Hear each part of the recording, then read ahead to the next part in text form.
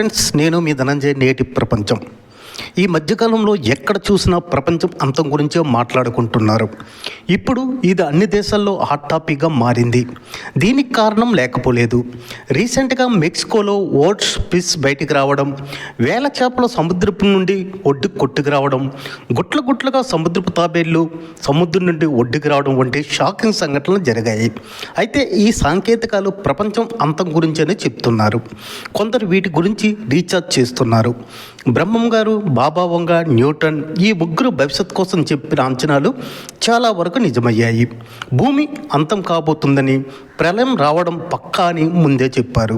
తెలుగు రాష్ట్రాల ప్రజలకు బ్రహ్మం గారి గురించి ప్రత్యేకంగా చెప్పవలసిన అవసరం లేదు. ఇప్పటికి కూడా ఎంతోమంది ఈయన పేరు తలుస్తూ ఉంటారు.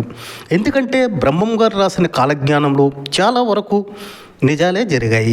కరోనా కోసం కూడా బ్రహ్మం గారు ముందే చెప్పారు. ఈ ప్రపంచంలో పాపాలు ఎక్కువైతే భూమి అంతమయ్యే రోజు వెతుక్కుంటూ వస్తుందని తెలిపారు.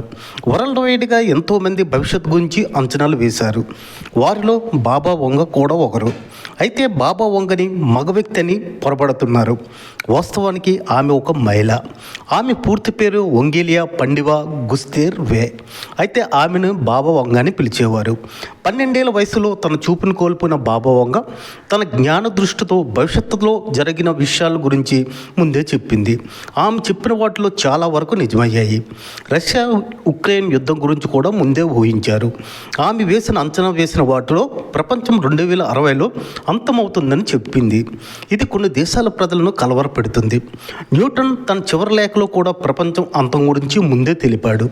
2060 ఏడాది వరకు మనుగడ సాగితే అదే సంవత్సరం భూమి అంతం కానుందని తెలిపాడు. ప్రపంచం అంతం కోసం ఒక ఫార్ములా కూడా స్పష్టంగా రాశాడు. 1704 ఏడాదిలో న్యూటన్ దీని గురించి అంచనా వేశాడు.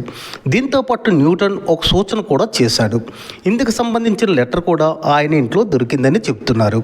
ఫ్రెండ్స్, మరింత సమాచారం కోసం మా ఛానల్ సబ్స్క్రైబ్ చేసి మమ్మల్ని సపోర్ట్ చేయండి. ఇట్లు మీ ధనంజయ్. నేటి ప్రపంచం.